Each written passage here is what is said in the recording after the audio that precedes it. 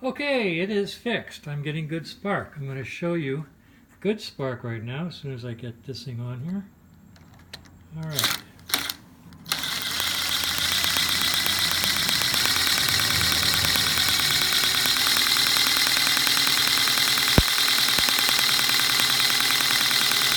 That is magnificent spark. And I believe, I'll try to get over here and show you on the video, but I will send you photographs, that there was a gap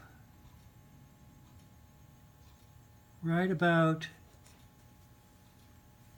here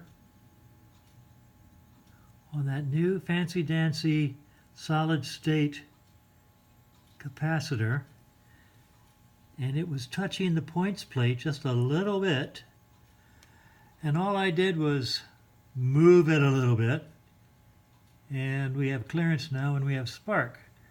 So I'm going to blame it on that because I haven't seen anything else.